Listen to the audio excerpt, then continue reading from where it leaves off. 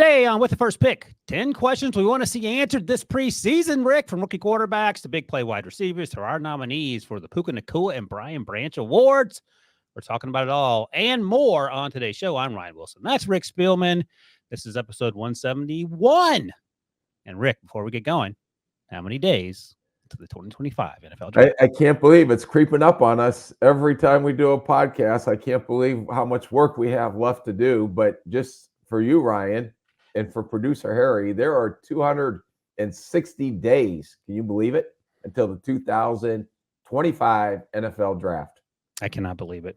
And if Rick sounds a little under the weather, he's got a little cough, a little frog in his throat, but we're praying for him in hopes he gets better. You take your medicine, Rick? You guys got to play hurt. So Harry called this your Jordan flu game. I don't know if I'm willing to go that far. I think you showed up to the locker room on Sunday morning and a little under the weather, so we're going to pump you full of fluids and see what happens. Well, the problem is I went to the mainland, and I live on the island, on the rock. We're well isolated from all the potential diseases out there, but somehow I woke up because I was on the mainland yesterday. I woke up with a freaking head cold, and then had a little scratchy throat this morning when I woke up. All right, we're going to power through it. I got faith in you. I'm guessing you're probably not a great sick person. Like, I'm sure your wife doesn't like to deal with you when you're sick, if I had to guess. Or do you tough it out? I tough it out, but I complain about it all the way as I'm toughing it out. Yeah, Can we do both? That checks out. All right. If you missed it, when Rick was healthier, we wrapped up summer scouting last week with Mike Renner. We went deep at every position. And you can check that out in the old podcast feed. And by the way, haven't said this in a while, take a second to hit the old like button here on YouTube. Leave us a 5-star review on Apple Podcasts because we'll be answering mailbag questions. And before you know it, Rick, taking nominations for our favorite FCS and FBS players to evaluate. Be here before you know it. All right, let's get to it. Let's talk about some of these 10 questions we want answered as we head into the preseason here. I'm going to start with number 10. Work our way down to number 1. This is in sort of random order. You came up with a lot of these questions because you're the brains of the operation. But number 10. So most teams have veteran quarterbacks as backups. But 3 teams, Rick, that you've identified have elected to go with a first or second-year quarterback, and they have to prove during the preseason they are legit number 2s. I think the stat you threw at me was last year we had 66 different starting quarterbacks. That's correct. That seems impossible. It's facts. Just like it seems it's impossible in 260 days we'll be into the 2025 NFL draft. Fair enough. So anything's possible. Anything's possible. So it's a good point. And some of the teams you sent my way to talk about here in Green Bay, we know about Jordan Love getting that big money deal, but behind him is Sean Clifford and Michael Pratt. And New Orleans is Jake Haener and Spencer Rattler. And Detroit, one Mr. Hendon Hooker.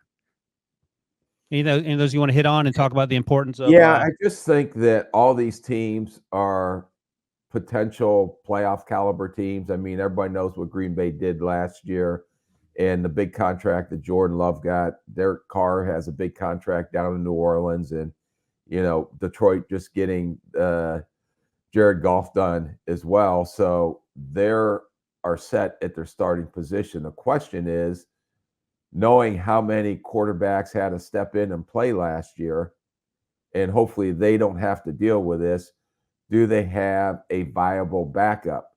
So when you look at Green Bay, for example, Sean Clifford, who coaches and personnel know because they see him in a building every day, they see him at practice, watch them through the OTAs, mini camps. But to go out and perform in a preseason game versus Michael Pratt, who was the rookie late round pick out of Tulane last year. You have to decide as you sit there and watch this and evaluate this are these guys, God forbid, we lose our starting quarterback, good enough to keep the ship afloat, right? To go out there and win games until we can get our guy back healthy. And it just seems more and more prevalent, I think, over the last couple of years, for whatever reason, that backup quarterbacks have become a significant investment. And then some teams don't have the salary cap space right to invest heavily in a back. So they have to go with a young guy. New Orleans with Derek Carr, Jake Haener, and your boy, Spencer Rattler. Wilson, Rattler. Amen. Are those two? So, and that's a big year for New Orleans this year. And Dennis Allen, they have to win down there, I think, or else you're going to be talking about some people that may potentially be on the hot seat. But if something happens to Derek Carr, are these two young guys, and maybe they'll prove that through the preseason games, or with Detroit, like we talked about earlier, they got Nate Sutfield too, but Hendon Hooker, who they drafted in the 3rd round, who he had redshirted last year because he was coming off an ACL. Is he ready to say that I'm a legit number 2 quarterback at this point in his career? So to me, it was fascinating when you went down through all the depth at the quarterback position by roster. These 3 that are playoff caliber teams, or should be playoff caliber teams, can't predict everything. The concern is if something happened to their number 1, are these guys legitimate number 2 quarterbacks? Okay, well, let's take it a step further. Who do you feel better about in terms of the backup quarterback situation should, God forbid, their starter go down? Is it Green Bay, New Orleans, or Detroit? I don't know. I want to see the preseason. How can you answer that if these guys really haven't played yet?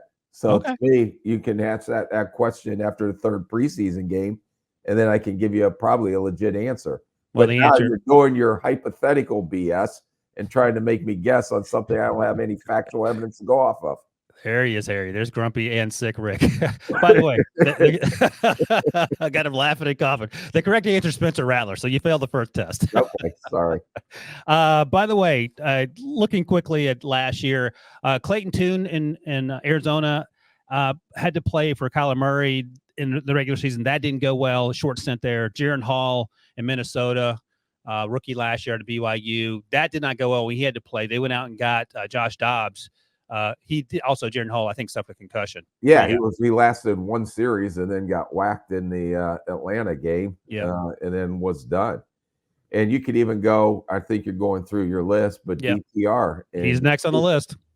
Who looked unbelievable in the preseason, world beater, All-American, but it's a little different now when the big boys come to town and you got to play with the varsity. And it's funny you mentioned the preseason, because this is my list from a year ago of the players we talked about, the rookie report card after week 1 of the preseason. Bryce Young went 4 of 6. He only played 3 series. Some guy named CJ Stroud just went 2 of 4, threw an interception. I think that was a Patriots game, if I recall correctly. Yeah. And we were like, okay, he just looks overwhelmed. No big deal. Anthony Richardson was 7 of 12, threw an interception. Stetson Bennett, who I was really high on, 17 of 29. They really put him out there. He didn't play much of the year. And look at this, DTR, his first start. I don't know if it was a Hall of Fame game or the week 1 game. He went 9 of 10 for 102 yards, a touchdown. And by we, I mean me, was like, okay, this guy's going to the Hall of Fame. A name I want to mention too, by the way, just to prove that you don't know how this is going to work out. Tyson Bagent played a lot last year, undrafted. Maybe he should have been a late day 3 guy. He did pretty well, and he's been busting his butt, it looks like, over the offseason and during training camp. And Ryan Poles is talking highly of him. We'll see how that sorts out as a backup. But I would imagine you would feel okay with having to roll with him for 2 or 3 games, right? Yeah, it depends. Especially you want to see how he makes that jump going from year 1 to year 2. And the other thing that comes into play is that if you don't feel confident in both of your players that you're looking at to see if they're a viable number 2 don't show up in a preseason, or you have a concern, when do you make that call to Ryan Tannehill, who's probably the only viable veteran out there that would be a great backup to come into one of these situations if he wanted to come into one? Are you doing exploratory calls even before you know what the number 2 and number 3 quarterbacks look like? All right, so you'll call in late July or something just to see where they are? Yeah, no, you always keep it in contact. You got to see if it is like a Ryan Tannehill type, if he's interested in that. Gotcha. Or any other teams that may have like if you look at Cleveland's roster, I don't have it in front of me, but just going off the top of my head, they got Deshaun Watson, right? James Winston. Yep. DTR, and then they sign Josh Johnson. Tyler Huntley, you're close. Tyler Huntley, yeah. Yeah, you got it. So one of those guys may be, well, do we go and sign a Ryan Tannehill, or maybe we wait and see, because they're not going to keep 4 quarterbacks on the roster. maybe we see if we can trade or get one of these guys. Yeah, fun times over for GMs. You had your 2 days off back in late June, I guess, and now you're. That was great. Yeah, I hope you enjoyed it. And the only other name I wanted to mention who played a lot last year was Aiden O'Connell, and he's battling Gardner Minshew now for that job in Las Vegas.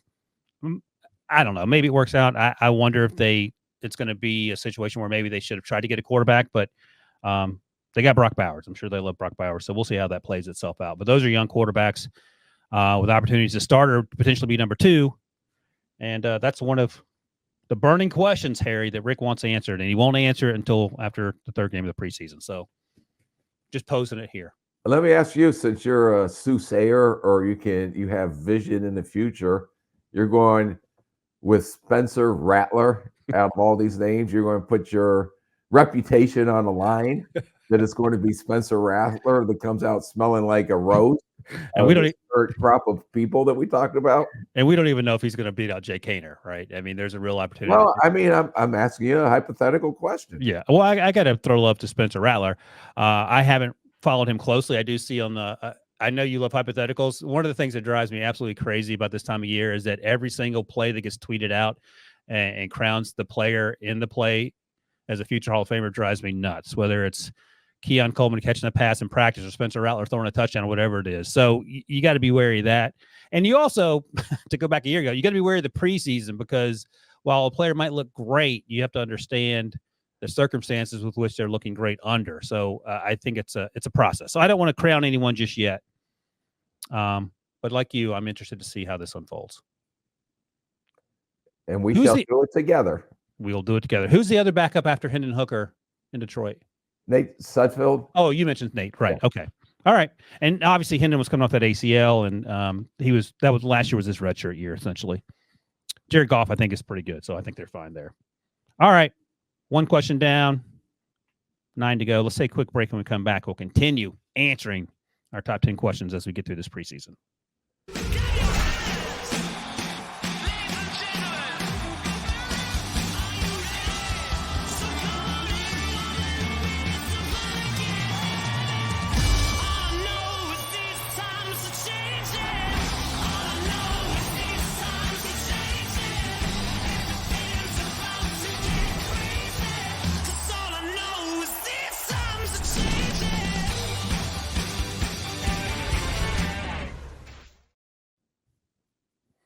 All right, Rick. Oh, where did we get that? Look, wait, I got back in my flat top days. Yeah, I changed it to our sitcom profile. If you're listening to the podcast, I have an image of me and Rick looking like we're making a sitcom. Not Stranger Things, Perfect Strangers. That's what it is. I'll be Balky. You can be Larry. I can't believe I pulled those 2 names. All right, number 9 in our list of questions we want answered by the end of the preseason here. 3 first-round rookie offensive tackles are switching positions. Can they handle it as day one starters? Of course, we're talking about Joe Alt, drafted by the Chargers, left tackle at Notre Dame. He's moving to the right side. J.C. Latham, right tackle at Alabama, moving to the right side in Tennessee. Tully Fuaga, right tackle at Oregon State. He's been working at the left tackle in New Orleans. He looks to be the starter there. And there are a couple other names we can get through as we go through the process here. So those are 3 guys that you're focused on. Every time you talk to offensive linemen, and you've talked about this before too, that move is not easy. You can't just snap your fingers and make it happen. These guys appear to be making it look pretty easy. Joe Alt said the transition has gone pretty smoothly, actually, put a lot of time and effort into it. I'm feeling very comfortable on the right side. JC said, or Brian Callahan, the new head coach there, we're trying to give him as much exposure as we can and accelerate the process. He's doing well. And who's the center? Eric McCoy, the center in New Orleans. I think he's a center, isn't he? Or is he the guard? Yeah. He said Tully Fuaga he's been incredibly impressed with how smooth the transition has been for him, and has been blown away with how quickly he's taken that up. So what are your thoughts on these guys? Who has the biggest burden to bear, I would ask you? Yeah, I mean, you could even throw in Tyler Guyton, which is going to be a critical piece for Dallas's rebuilt offensive line. And I was going to ask you, since you're a homer for the Pittsburgh Steelers, where are they lining up Fatanu? Are they lining him up on the left side or right side, or where are they playing him right now? Right tackle, excuse me. And obviously Broderick Jones, their first round pick from a year ago, has worked on the left side. He played on the right side last year. Broderick did Right.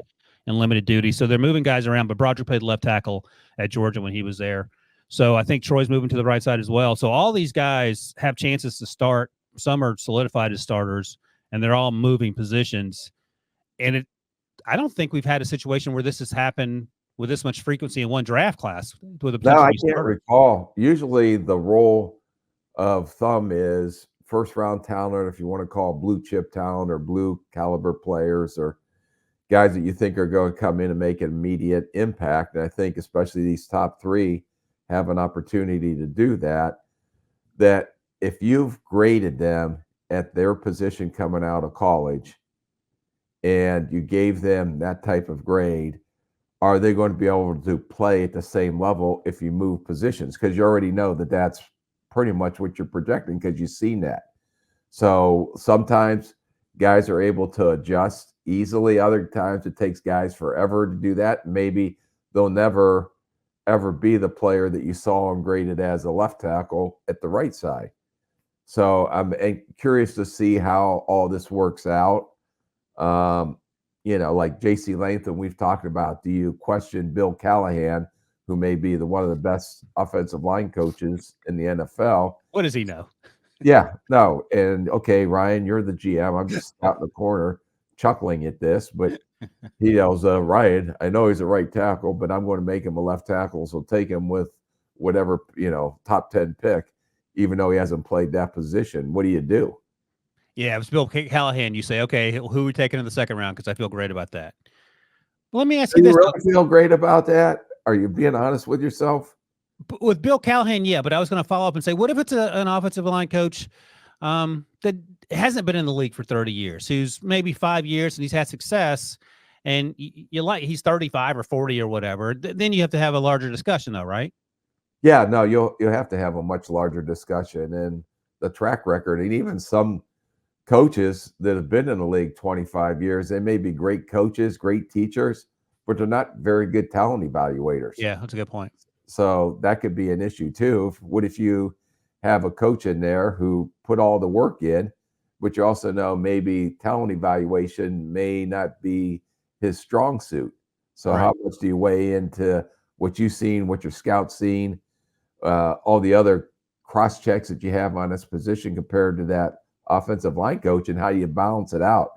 This offensive line coach in there saying, hey, I don't want this guy. He doesn't fit what we're doing. I can't get it corrected.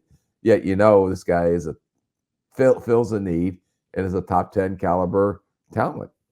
As you were talking, I was reminded of something that I wanted to bring up. I was watching, I don't know why, I was watching the Colts YouTube channel, and they had clips from last draft process back in March and April. And you and Chris Ballard have a lot of similarities that when you get in the room, you are busting balls. Like, he is calling guys out. There were two young scouts who lived together, and they were sort of featured in this clip that I saw. And Chris doesn't miss anything. He holds people accountable. And then in a group, he's trying to embarrass people to make sure they make the point they want to make. And he's not trying to hurt anyone's feelings, or, it's all, no one takes it personally. But I said, oh, that's why that's why Rick likes Chris. They're the same person. Well, sometimes if you're doing it in a sarcastic method, not that I would do anything sarcastically. Never. It helps prove a point, but prove a point in a lighthearted gesture. Right. Sense. Yeah, you're not yelling and screaming. You're asking pointed questions. And a lot of times what you find out when you talk to people in the league, especially, you don't have a lot of time to be dancing around things. You have a lot of stuff to get to. So as I've come to know with you, you're quite frank. No, you saying I don't beat around the bush. I kind of try to come right out, and I'm fine with that. I don't have any issue with it. You haven't made me cry yet, so we're in a good place. Would you argue that the most important, I mean, they're all important position changes in terms of having success the quickest, J.C. Latham maybe has the biggest responsibility to do that in Tennessee? I'm just saying because I don't know if he's ever lined up at that position. And that's where you go back when you're going through these meetings. If he ever lined up on the left or right side at high school. I know he's played and started 3 years at the right side in college, but have they practiced him at the left side? And did you go back and actually look at any practice tape from the college to see what he looked like on the left side? So the things that we see from the media, I'm sure for a fact that those guys go back and dig a lot deeper than maybe we do on the media side. Right. But I'm asking a question looking forward. Like, I think in terms of Will Levis and how bad the offensive line was last year, J.C. Latham needs to be better than, say, Joe Alt does, where they have a couple other first rounders on the offensive line. Maybe not. Maybe. I don't, yeah. Now, what rabbit hole are you going down? Because it makes no sense to me. Well, you here's want all to be good. You just drafted these guys. What's the point you're trying to make? Here, let me put it to you this way. So, two other players that moved when they got to the pros, Paris Johnson. And Paris Johnson played all over at Ohio State, but he was left tackle, and he played at Ohio State, played right tackle last year as a rookie in Arizona. And then some guy named Penei Sewell, you may have heard of him, went from right to left. Now he's left tackle for Detroit. No, he went from left to right. Left to right. Sorry, I always get that confused. For Detroit. They just Thank you. Taylor Decker is the left tackle for Detroit. Thank you. I always get that backwards. And I think it's pretty easy to argue that Penei has played at a higher level than Paris, right? Well, yeah, but he was a better player than Paris coming out. Well, they were both top 5-ish, top 6. Okay. Ryan, are you telling me that? I'm not. I'm just where they were drafted. Yeah. No, of course not. Yeah, that's what you just said. Well, they were both drafted in the same range, so I'm sure maybe they were similarly graded by the teams that Carolina, Arizona, and Detroit. No, but obviously Penei Sewell's a much better player. I'm not. Yeah. So he's going to get. Take your Lions hat off, Dole. Settle down. I'm just saying they were drafted in a similar range. All right. I'm just going to say it. You don't have to understand it. I think they need more out of J.C. Latham earlier than the other players need to perform. That's all I'm saying. You would love for all of them to play like Penei Sewell on day one. I don't think it's going to happen. I just think there's a lot. The offensive line was so bad in Tennessee that JC fills a huge hole. You have Peter Skoronski's last year's first round pick, but everything else was terrible. They made a lot of changes. So I just, if you're trying to rebuild that team, change the way they run the football, protect Will Levis. I disagree. Okay, that's fine. Do you have an answer, or you just disagree in general? Yeah, no, I disagree just because I like to disagree with you. But I will say Fuaga. Because good. You have an answer. Okay, go ahead. And Trevor Penning hasn't really lived up to his billing. No, sir. And like I said, New Orleans has a lot of pressure on them to at least get in the playoffs, if not win the NFC South, because it is winnable. That he has to step up, especially at the left tackle position, to protect Derek Carr. So I can see Fuaga just as critical as J.C. Latham. Fair enough. Good. I was trying to get an answer out of you. You know what's weird? Don't look. But who won more games last year? I just had to look this up the other day. The Saints or the Packers? Wait, I'm not Googling. So here's my hands. Okay, you got your squeeze ball. Squeeze ball. Well, that's a setup question. That's like who was buried in Grant's tomb. So I'm going to go with the Saints. They both went 9-8. Yeah. And it feels like two different franchises. You talk about the pressure that Dennis Allen and crew might be under in New Orleans, but they sort of collapsed down the stretch, and obviously Green Bay got hot. So they're not far away, and they're in that bad division, but they just have to play better, more consistently. All right. Onward and upward. Next up. This is very important. This is a Rick question. Who emerges as wide receiver 1 in the 2024 class? Marvin Harrison Jr. or Malik Neighbors? Or maybe even someone else. You want to take first crack at that? Yeah, I'm going to go with Marvin Harrison Jr. I think I think Malik Neighbors is going to be unique. The reason I'm going with Marvin Harrison Jr. because I think he's going to get better quarterback play out of Kyler Murray than a Malik Neighbors will get out of a Daniel Jones. So I lean towards Marvin Harrison Jr.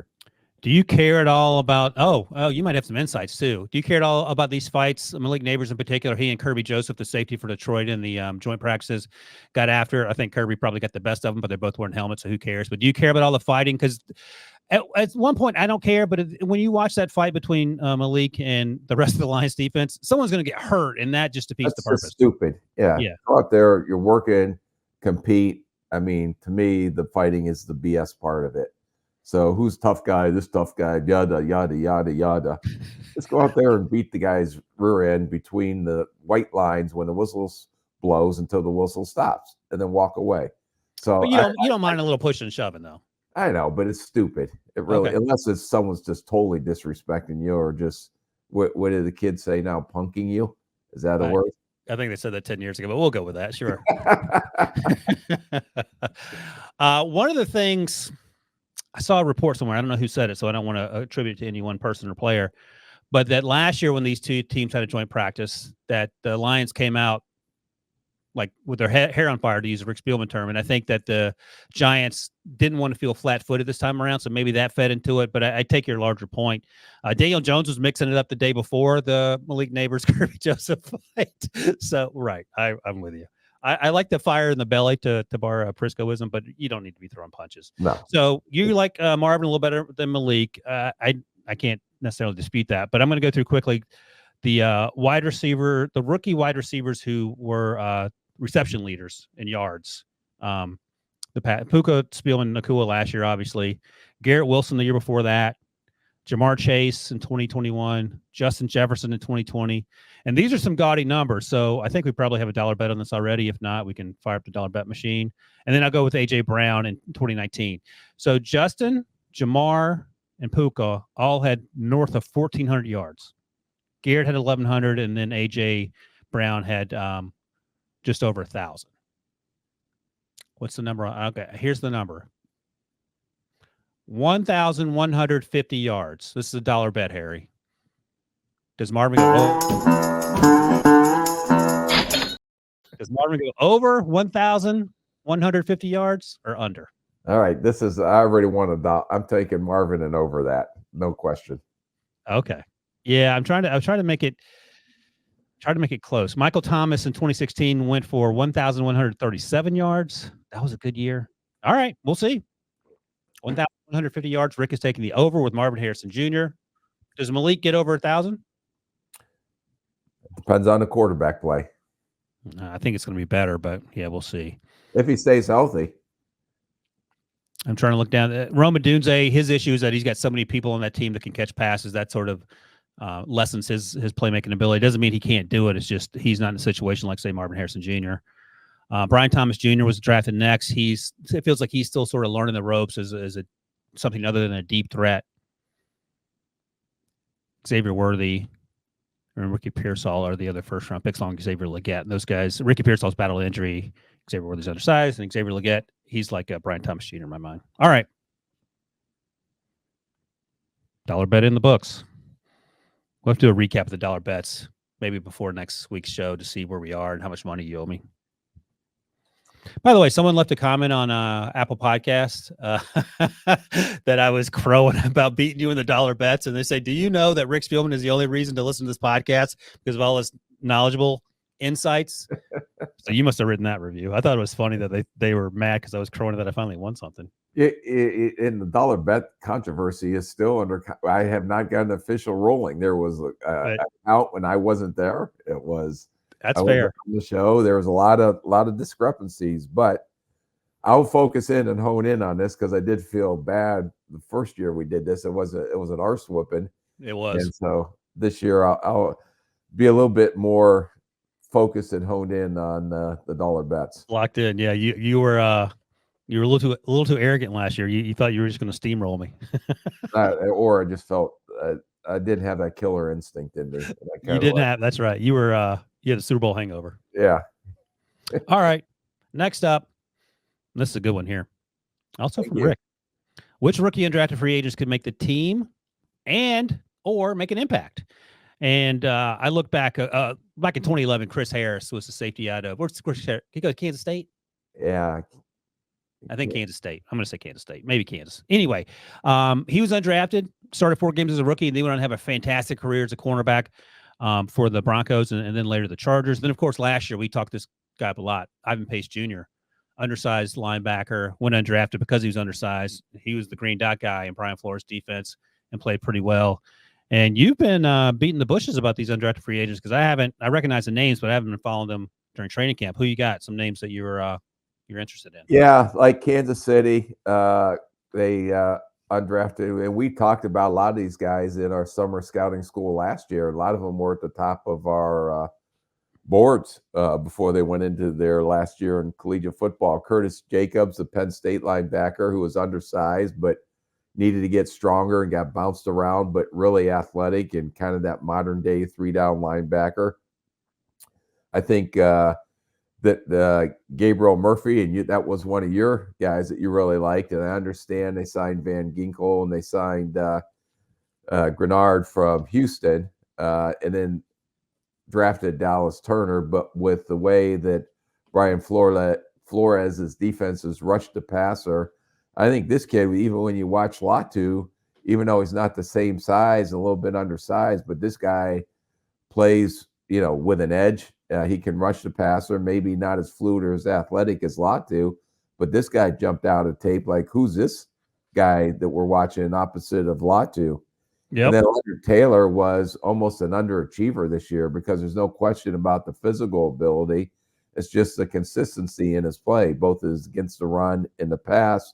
But he can add some depth to the New York Jets. And then this corner from that the Commander signed from Colorado State. You want to take a swing at this? Chigozie Anuzium? Anuzium. There we go. Yeah. So he is. Do you know that he had the highest guaranteed money out of any college free agent that was signed this year? Big, long, athletic corner. I know they're rebuilding that defense. His length and his athleticism fit the scheme of Dan Quinn. But when you see a team paying the type of signing bonus or guaranteed money, not signing bonus as much as guaranteed money, is the Commanders pay. He got more guaranteed money than any, I believe, 7th-round pick did, based on the contract that he signed. So I didn't even recognize the name. I didn't watch him. He's a long corner. Yeah, very long, very athletic, very raw. He can be physical. I went back and took a peek at him because I just wanted to recall, if you're going to pay this guy this much money, I better go back and see why he was worth. And I can see all the physical traits that those guys saw. It's funny that you mentioned the Dan Quinn type. I went back and looked because I was curious, because at the time I was like, oh, that's an interesting pick. Back in 2021, when he was the defensive coordinator in Dallas, they took 6'4" cornerback Nashawn Wright in the 3rd round out of Oregon State. And I was like, okay, that's higher than I thought. And then you look at the measurables, like, oh, that's what Dan's looking for in his cornerbacks. Yeah, well, this kid's way quicker twitch than Wright was coming out of Oregon State. Interesting. At the other end of the spectrum, and you disrespectfully left this young man's name off the list, Pittsburgh Steelers undrafted rookie free agent Beanie Bishop. He might win the starting quarterback job, undrafted out of West Virginia. He's only 5'9", and that is not a Dan Quinn type, but they need help at the nickel position, and he's been talked up a lot when you follow the Steelers media on the old Twitter machine there. Do you follow any other team? No. That's what you're for. Why am I going to double up on that? Yeah, but Ivan Pace Jr. was an example of someone who physically didn't fit the bill, but he checked every other box. Yeah. Are you coming around on undersized linebackers or not yet? That's all that's coming out now. You don't have a choice. Yeah, you don't have a choice. Although, I mean, Eric Kendricks wasn't overly big. Yeah. So as long as it's instinctive and can play, I'm fine with it. Okay. All right. Your brother was undersized, by the way. You think you'd get on board with that? Yeah. Well, he's pretty thick in the head. Is he? Was he 6 feet? Yeah, he's like almost 6'1", I think. Oh, okay. He's not undersized. Never mind. Imagine I got the comp wrong. Who's the comp for Chris Spielman? Oh boy, I don't know if I have a comp for him. There are not very many players like that anymore. Huh? No comp. There's no comp. And who's the Rick Spielman comp coming out of Southern Illinois? Boy, I don't have a comp for me either. I think they kind of broke the mold after. Just say Dick Butkus. I mean, that's the easy answer. Come on. Dick Butkus was a little more fluid than I was, even back in the day. You know what? I obviously never saw him play, but he was pretty fluid. Good mover. Yeah, I just remember watching clips when I was like 5. It's like I didn't get an opportunity to. I'll try to do it before the next show. See if I can. All right, yeah, get some all 22 of Dick Butkus and get back to me. All right, here we go. Potentially another dollar bet here. Who you got, Rick? This is number 6 on our list here. and this is dovetails with the conversation we just had a moment ago. After the Malik and Marvin conversation with the wide receivers, who you got as having the most productive year? Tier 2 group, if you want to call it that. Keon Coleman, Brian Thomas Jr., A.D. Mitchell. And I only mentioned these three names. You can add other names if you want because they're similar type players. Big. Brian Thomas Jr. and A.D. Mitchell are burners. Keon ran a little slower, but he could be a deep threat. Obviously, the situations, Keon's in Buffalo, Brian Thomas Jr.'s in Jacksonville, and A.D. Mitchell's in Indianapolis. Any thoughts on who's best set up to have the most productive rookie campaign? Yeah, I think it depends on what role is carved out, but Keon Coleman, I think, but you got to look at too some of the guys that are going to get the ball spread around, because they're going to get Buffalo's going to get it to the tight ends, they're going to get it to the running back Cook, Kincaid, the tight end, and Knox. Shakir, the slot receiver last year, is going to be a big part of the offense as well. Brian Thomas Jr., like I said, no question about the vertical raw speed, but they got Gabe Davis, and if Kirk comes back, Christian Kirk comes back. And so I'm going to go with A.D. Mitchell. I know they got Pittman. I think he's pushing your boy. Who is your big my boy? Alec Pierce is not my boy. By the way, Alec Pierce, according to reports, has been having a really good camp. He would, because A.D. Mitchell was right on his heels. So, right. And you got Josh Downs, but I think A.D. Mitchell, to me, there was just something intriguing about him, and I think him going in the second round, and I do think he has a legit chip on his shoulder. So seems like it. I'm going to go with A.D. Mitchell for $1. Okay. Okay. And we'll go receiving yards. What do you want to go? Touchdowns? What do you want to work? Whatever makes you happy, bud. I just all right. Well, we'll leave that open ended, so I'll have a chance to win that one. Now, oddly, you mentioned a lot of things, but you didn't mention Josh Allen, Trevor Lawrence, or Anthony Richardson. I just think that Josh Allen's going to distribute the ball. Trevor Lawrence is going to distribute the ball. They have better skill players all over the place. Although I don't think Indy is bad. I mean, with Michael Pittman, Jonathan Taylor running back, Downs, who I thought had a really good rookie year coming out of North Carolina, and your guy. But I just think there may be more opportunities for A.D. Mitchell. My guy, I love it. 4-3 Alec Pierce, you got to love it. All right, 5 down. We got 5 to go. We'll rip through these, but first, going to take a quick break. We'll be back right after this. At CBS Sports Golazo Network, we're bringing you the game. Madness of Messi arrives! Breaking down the game. This is unlike anything else in the world. And changing the game. Get it all for nil. That means free. Whoa. And all day long! 24/7. All right, Rick, let's rip through these last 5 here so you can get on with your pickleball day. All right, number 5 here. Correct me if I'm wrong, but I believe you said at one point in the last few months that it's not unreasonable to think that Caleb Williams could be 75% of C.J. Stroud in year 1. Is that right?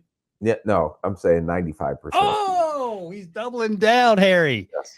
Because my next question was, is this still the case? All right, it's not 95%. All right, what does this mean for Chicago in the NFC North then? Because your Detroit Lions are also in the NFC North. Yeah, and Green Bay's a coming too. Yep. I think Minnesota may be the one that's trailing a little bit right now at this point. And the only reason I'm saying that about Minnesota is new quarterback. T.J. Hawkinson is still out coming off a major knee injury. Jordan Addison just got another DUI. He got in trouble last year, so he's going to get suspended for a couple games. Oh, I didn't think about that. Yeah. So there are a couple things there that aren't adding up well in Minnesota. But I think Caleb Williams can be, if he's 95%. That is crazy.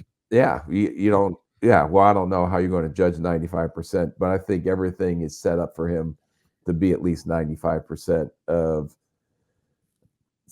C.J. Stroud. And if he is, and they win 10, 11 games, they're going to get in the playoffs. Yeah. And it'll be interesting to see. And again, it all depends on the health and how you get through the season and stuff. If they're not making a nip in the heels of the Detroit Lions. That's hardcore. That's one you're wondering, Harry, which stuff to clip. That one's you got to clip the 95%er because that's Rick is hopped up on NyQuil And baseball. and Dayquil. He's doubling up. I love Caleb Williams, but 95%, that's strong. 75 got some pushback, so we'll see.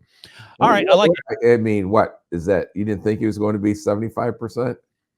Just it's. I mean, CJ is 1 in a million. When's the last time a quarterback played that well as a rookie?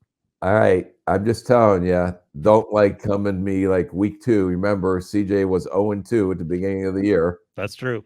Like at the whole big picture, and don't come yapping at me until we see the whole big picture before you make that determination. Like when I was crying about why the Bills allowed Xavier Worthy to get their draft pick. Remember that? Yeah, no, I don't. Yeah, I needed a moment on that one. Turns out it worked out. All right, next up, number 4. Which rookie quarterback not named Caleb has the biggest impact in year 1? Jaden Daniels is going to start the preseason game. And by the way, we're talking preseason next week. Can't wait. We'll be back in that groove. Bo Nix has he and Jarrett Stidham have split first team reps over the first 2 weeks of training camp. But we saw Sean Payton name him as the number 3, and Sean Payton historically doesn't lean on rookie quarterbacks. So we'll see what that means. J.J. McCarthy's the backup to Sam Darnold. Drake May is the backup to Jacoby Brissett. Michael Penix Jr. is the backup to Kirk Cousins. So we don't want to wish injury on anyone, but which quarterback do you think has the biggest impact who's not named Caleb? Well, it's only going to come down to 2 because I don't think J.J. Drake or Michael Penix will play right off the bat. I think Jaden Daniels is going to start for the Commanders. I know it hasn't been noted yet, but all indications are. And then I think Bo Nix will be the starter in Denver. So I think those 2 will have the biggest impact. I think Jaden Daniels have a bigger impact than Bo Nix because Jaden Daniels is going to create some havoc for defenses because of the ability to make plays, not only with his arm, but with his legs as well. And I think he is a more talented playmaker with the ball in his hand than Bo Nix. Not saying Bo Nix is a stiff pocket passer, but Bo Nix isn't the same run threat that a Jaden Daniels is. Jaden Daniels just has to be sure that he knows how to slide and step out of bounds so he don't take the hits like we've seen with the Anthony Richardsons of the world and the Will Levises of the world last year. Yeah, and he's not built like either one of those guys. No. The other issue, and this is one we've talked to death, it looks like Brandon Coleman might be leaning towards being the starting left tackle. He's a rookie draft pick out of TCU. I think he was a 3rd-round pick. We talked about those left tackles or right tackle switching positions earlier as rookies, and those guys were first-rounders. That has to be some cause for concern because we talked about the offensive tackle position in general being a cause for concern. It looks like Andrew Wiley, maybe Cornelius Lucas will battle out for the right side. Interior offensive line, great. Edges, question marks, and that's a concern with the rookie as well, right? Yeah, but as long as you have a rookie quarterback, they can probably going to use his athleticism to help if the protections break down as they try to figure out that offensive line. It should be it's a benefit to a young rookie quarterback, and more than likely, he's not going to sit there and get through his progressions anyway. 1, 2, 3, 4. He's going 1, 2. Screw this! I'm getting out of the pocket and running anyway. Yeah, that'll be fun to watch. I think Jaden's the guy for sure. And again, Sean Payton may love Bo Nix. Obviously, you picked him, so it's his guy, but he may not be willing to throw him out there early. And maybe there's no rush in that division anyway, since you're probably going to be up against it, at least in 2024, to try to beat the Chiefs. All right, next up, the Puka Nacua Award. Puka Nacua Spielman Award, let's be real. Name a player who will have a much bigger impact than people think as a rookie. Okay, like this is starting to get into your questions where we're not very clearly defined. What do you not understand about this question? Does it have to be someone that was picked in the 5th round? Does it have to be a receiver? There's other positions that can have major impact. Could Rick, it be a 4th rounder? Can it be? I'm going to interrupt you because I called you on the phone yesterday and I said it does not have to be a 5th-round pick. I said, are you listening to me? Because remember, you didn't listen to me when we did the redraft in 2021 with the rules. You said, yes, I'm listening. It's not. There's no rules in place. It's not. If I don't see it in black and white, rules change. Yeah, that's on me. I should have learned that lesson. All right. Well, knowing that you were doing this with one hand tied behind your back, were you able to come up with an answer? I did. I am going to go with Troy Franklin, the receiver out of Oregon, who was the 4th-round pick for the Denver Broncos. The reason I say that is because they traded away Jerry Jeudy to Cleveland. They got Cortland Sutton They got a couple of other guys, the kid out of Oklahoma last year. But I think with the relationship that he has already with Bo Nix, that there may be some connection there, that he has an opportunity to maybe have a big impact on Denver's offense. Love it. Love it. Similar type player. We'll see if you think it's similar. I went with Jalen McMillan. Husky. He wasn't overshadowed by Roma Dunze, but we talked about Roma Dunze. We talked about Jalen Polk. Obviously, we talked about Michael Penix Jr., but he's been lighting it up with Tampa Bay. Levante David said he has a big motor, understands he takes coaching. Something he noticed from the first day. He's sneaky fast, Jordan Whitehead said. He's deceiving when he gets up on you quick, and that's sort of what we saw during the lead up to the draft when we watched him last fall. So I think he has an opportunity next to Michael Evans, Chris Godwin, to make that team, again, be the favorites in that division. They needed some playmakers. They got Michael Evans back. They got Baker Mayfield back. They drafted this young man.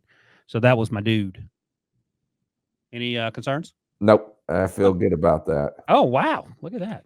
All right, two more. We'll do these in a few minutes. Got people pressing me to do other stuff here, Rick, for the company. Number 2, and I just made this as a bold statement. You can agree or disagree. Kamari Lassiter, the second-round pick, the cornerback out of Georgia, drafted by the Texans. He ran a 4.6. Kamari Lassiter is this year's Brian Branch. Do you have any other candidates for the Brian Branch Award? Yeah, this one got me confused too, because Brian Branch, does that mean can it be another position that has influence on nickel pass rush situations? Does it have to be a DB? Does it have to be a Nick? What if he moves out to corner or plays safety? I don't know. It was just very gray in the way, because you didn't talk to me about this one. I don't think I did either. No. So I went off the rails on this one a little bit. All right. I am going to go with an edge rusher who people have been talking about. And he's going to play opposite of a very good edge rusher, but they don't have another one. And we talked about this team a couple segments ago. Hold on, let me guess. Can I guess? Yep. It's not. It can't be Austin Booker. It's Austin Booker. Austin Booker. We watched. Chicago Bears. They traded back into the day 3 to get Austin Booker opposite Montez Sweat. All right, what makes you think that? Because he's raw. He was raw. I remember watching him at Senior Bowl. Yeah. And then I remember watching his tape because he does play hard. He didn't have great athletic numbers, if I recall, coming out of the combine. Didn't run extremely fast, but he's long. He's really athletic. I think that they're trying to, or at least is starting to click with him on the development with a pass rush plan. And like I said, he reminded me with his motor and his length a little bit like DJ Wanham when we drafted him in the 4th round out of South Carolina. So I went with him as a potential Nick situation guy. Holy Moses. They needed that, obviously. We thought maybe they would take a edge rusher at 9. I think they made the right decision with Roma Dunze. We'll find out. But very interesting. Yeah, Kamari Lassiter, ran that 4.6. But we talked about him last fall as a potential top 30 guy. Yeah. Yeah. And he's been balling out according to all reports. So we'll see how that works out. I don't know if he's officially the starter, but he's been playing opposite Derek Stingley Jr.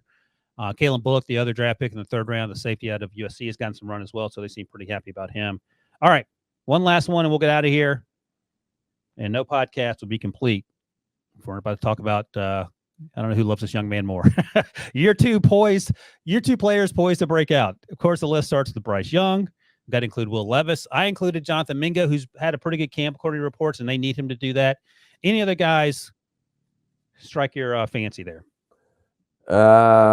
I'm going to go. I'm going to wave and I know our colleague Pete Prisco will hate this with a passion. I'm going to wave the Bryce Young flag and say he'll have the biggest breakout year out of the 3 that you've listed. Well, I mentioned earlier, last year, week 1 of the preseason, 4-6, 21 passing yards, only played 3 series, and the rest of the season went straight downhill from there. New coaching staff, Dave Canales, and he seem to be on the same page. He won't play in the first preseason game, is what I just saw recently. I don't think that has changed, but it feels like a different organization, and that's good for Bryce Young. I think he has a chance to be good too. Jonathan Mingo, I think, will help with that. He looked lost last year. Not entirely his fault. He's a rookie wide receiver. Again, that offense didn't do him any favors, or Bryce. They have him. To have Xavier Legette. Jatavian Sanders has been mentioned a few times, the tight end out of Texas. Don't forget about your Pittsburgh Flash, Deontay Johnson. Oh, right. A major impact down there, along with Thielen. And so they've added some weapons in the running back that they drafted. I don't have it. Jonathan Brooks. So establish a run game, be more physical up front. They spend a lot of money on the offensive line in free agency, and they're going to give him an opportunity to fit a scheme that fits Bryce Young's skill set. Now, you can argue the same thing of Will Levis and all the pieces that they added there, not only offense and defensive side and what Rand Carthon has done there, but I'm going to stick with Bryce Young. No, I think Bryce Young is a candidate that we will be talking about in the future. Potentially, yeah, we won't be talking about him next week because I don't think he's going to play. But next week, we'll be talking about some other rookies and young players as they get through week 1 of the preseason. But for now, that's a wrap on episode 171. That's right, Rick. Week one of the preseason is upon us. So we'll update all those rookie performances next week. In the meantime, thanks, my guy, Rick. Thanks, Harry, for producing. And thanks, all you guys who watch, listen, and comment. Have a great week, everybody.